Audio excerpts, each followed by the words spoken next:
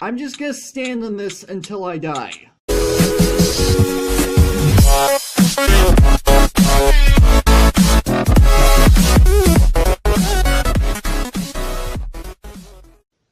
What's up, Agents? Zero here, and welcome back to yet another Minecraft Pocket Edition update video. Now, I know today is technically supposed to be a survival day, but we got a few new items into the game, and I felt like this was a little bit more important than just doing basic survival. This is 1.1.3, and we've got quite a few things going on here. We've got ourselves 4 brand new blocks and a brand new set of generated structures, and, well, I already do these videos, record them the day before upload, and I didn't want to have to actually go ahead and have this update video be any later than it needed to be.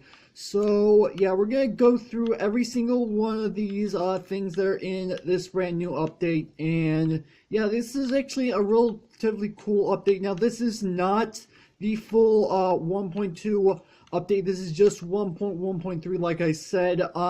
So there's only a small handful of things. I did say there's only 4 blocks in the set generated structures, so don't expect anything else than that. Okay, so the first thing that we have is what we've been staring at this entire time. I've been rambling on.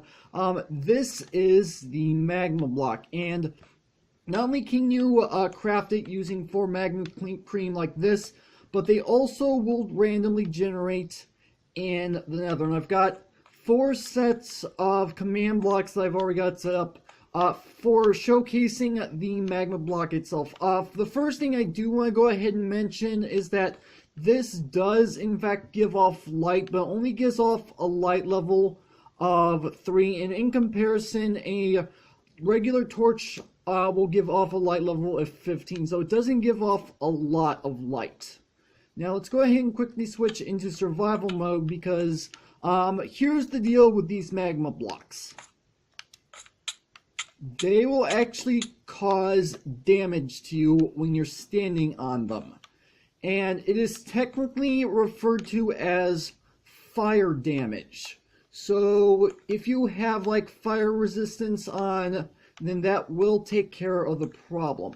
Now, there are a few things to know about the magma block other than just that. First off, let's go ahead and spawn in a trapdoor on it. So if you have a block on top of it that's either a trapdoor or at least to the height of the trapdoor, so you can have like carpet, you can have snow layers, you can have like a repeater or comparator, you can still stand on top of this and it will still cause damage. Now, if you absolutely have to actually walk across the top of these for whatever reason, there are a few ways around not taking damage whatsoever. The first way you can do, actually want to do in this mode, first method you can do is actually to go into crouch mode, and as you can see, I am now crouching on top of this magma block. I am absolutely taking no damage whatsoever. As soon as I stand back up, I start taking damage again. So that is one way you can prevent taking damage. You can also drink a fire resistance potion, and that will also prevent taking damage, but there's actually something else you can do. So I've got myself a pair of boots with Frostwalker on them, and if I go ahead and stand on top of these, I am just normally standing on this and I'm taking absolutely no damage. So that is one thing to know. I don't think, yeah, I'm not using up any durability for that. Then again, I'm not 100% an expert on durability and stuff. Along with all this, there's actually 2 other things that I do want to go ahead and mention. Let's go ahead and get this one out of the way first. So if we go ahead and set it so that it starts raining, if you guys take a look, my gosh, I forget how loud rain can be. Just take a close look at the magma block. As it gets rained on, it will generate smoke particles every so often.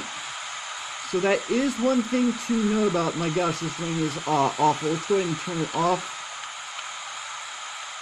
And there's also some brand new death messages that come from actually dying from these magma blocks. So what I'm gonna do, I'm just gonna stand on this until I die, because then that way you guys are going to be able to see what the custom death message is regarding these magma blocks.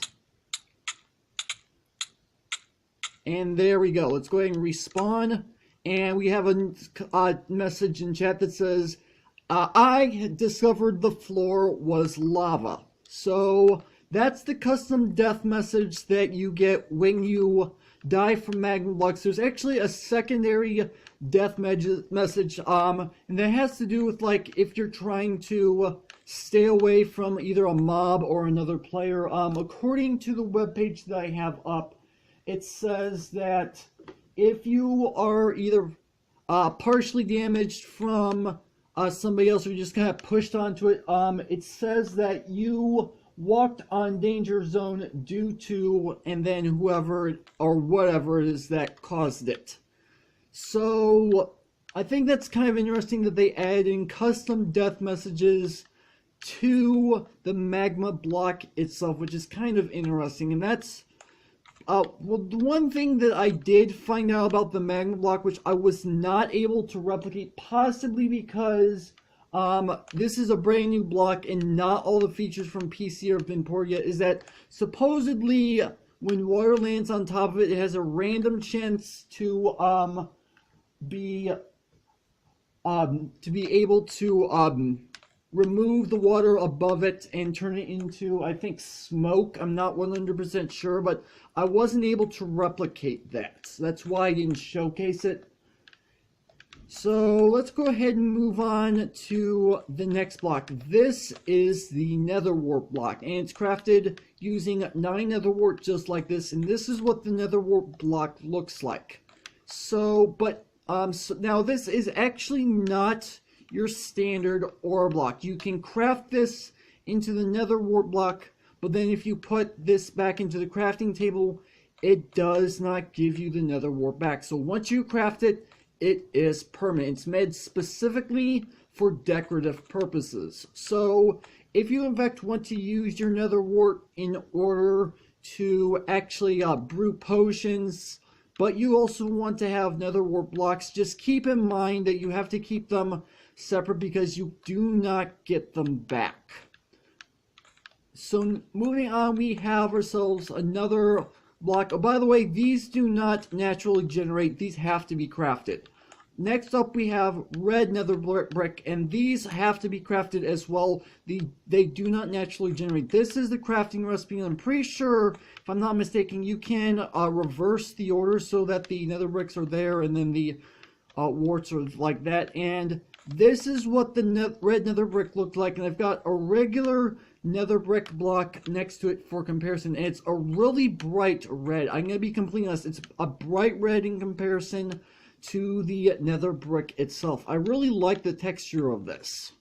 Moving on, we have the last block that was added into the game. This is the bone block, which is just basically 9 bone meal, just like your normal ore block, and this one will actually turn back into 9 bone meal, so you can use it as basic storage and convert it back if you want to. And this is what the bone block looks like.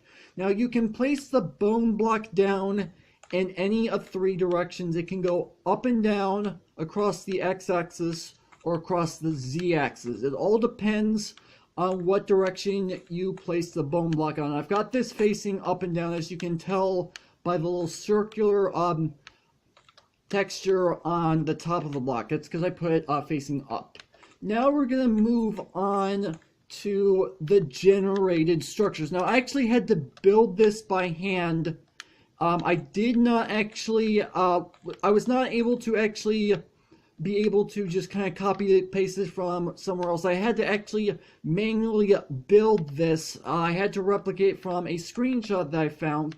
This is what is known as a fossil. Now I'm going to have a screenshot up here momentarily.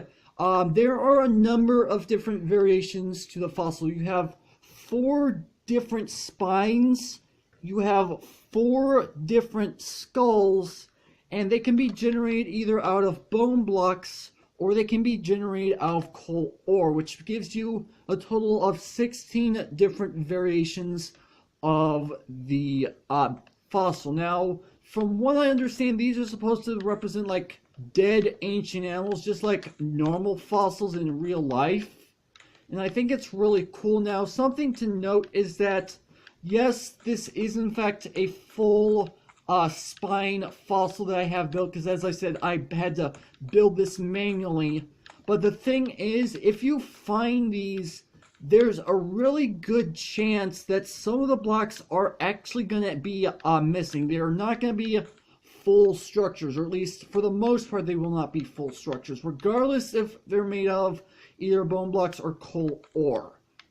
And like I said, there's 8 total different shapes, and then because it's coal, and then I need to not repeat myself, so this is just one of them, like I said. And these actually spawn, hold on, let me look this up. Got a page up. So these will actually generate underground. Now I did say they generate as either coal ore or bone blocks. Sometimes they can have a little bit of a mixture of both on occasion.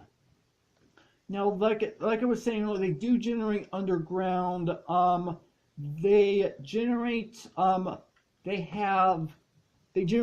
between 15 and 24 blocks below the surface, and they generate in either deserts or swamps, but all underground. Like I said, they do not generate above ground, unless of course you have either desert or swamp that goes really far into the ground and you're still at the surface. Then there's maybe a chance that it'll still generate above ground. I'm not 100% sure. I highly doubt it. Now, every single chunk in the game has a 1 in 64 chance to generate one of these. And I do believe, since Minecraft chunks are 16 by 16, I don't necessarily know if every single one of these will fit an entire chunk. I did count, build this. So 1, 2, 3, 4, 5, 6, 7, 8, 9, 10, 11, 12, 13. So they will, in fact, fit. Wait a minute, did I count that right?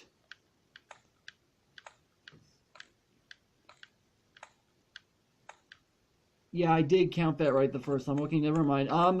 So they will in fact fit in an entire chunk. That's what I was trying to get. Now, there are, as you saw by the screenshot earlier, there are multiple sizes, and I don't necessarily know if every single size of them will in fact fit in the chunk. This one obviously will, because I did count it out.